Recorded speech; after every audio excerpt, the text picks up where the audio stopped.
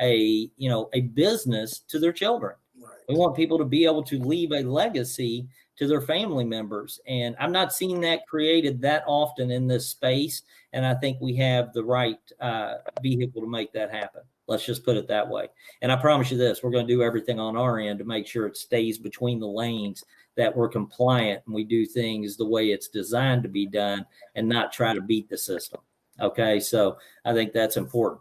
But next guy we're going to bring up, guys, a lot of you have got to hear from him last night. And I'm going to tell you something. This guy right here, these long introductions, I probably should keep them really short, but there's so much I can say about him. He's our first executive national director. He is, and the fastest, obviously, because he's the first.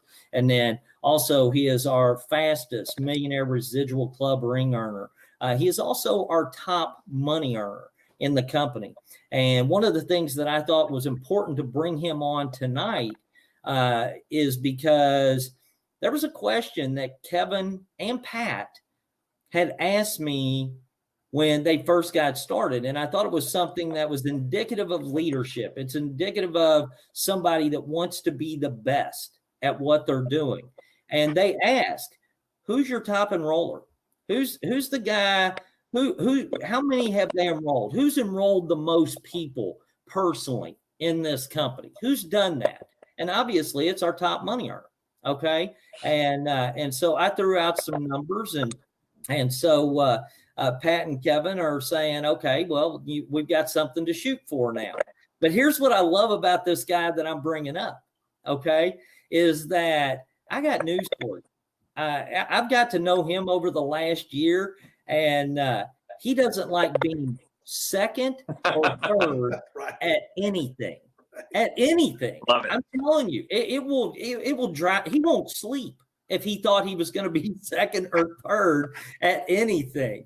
And it proves the point when you look at, here he is already our top money earner, and he enrolled 6 new people, 6 new qualified financial directors during this promotion. Some people would be going, well, he's making 35, 40 grand a month. He can sit back and relax. His goals and his dreams are way bigger than $35,000, $40,000 a month.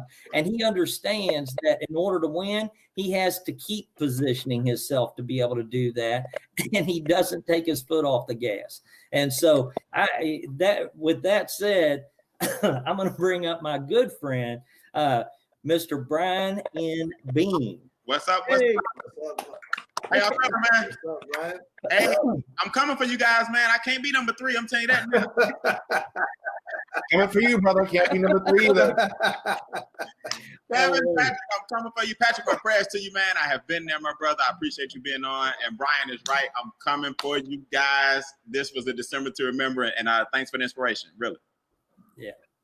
I love it. I love it. I'm not going to go in. I am going to tell this story. Pat, I want to tell you something real quick about Brian.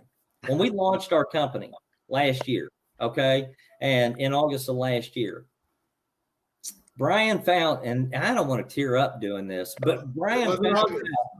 In August, when we launched the company, we had Brian put together an event. Mm-hmm. No, was it at our launch?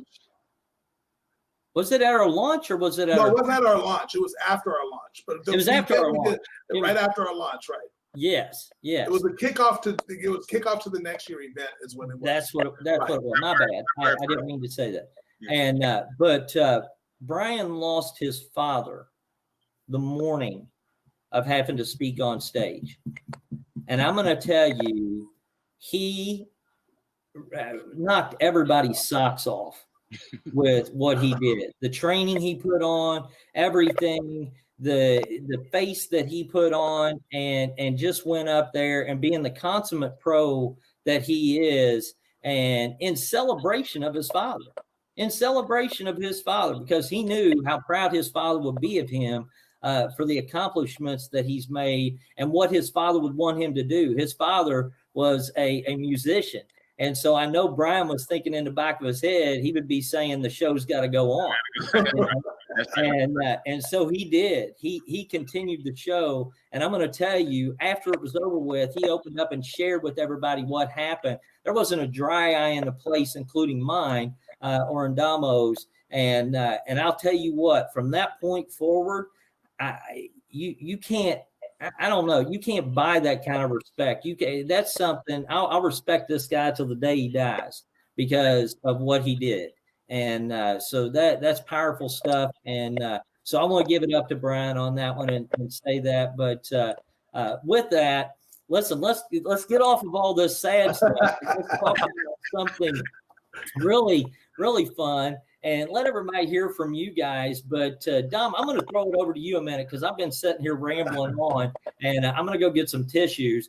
And then, while I'm doing that, why don't you just ask these guys a few questions or let them speak? And we didn't prep for this, guys. Yeah, there's no prep. All from the heart, all from the cuff.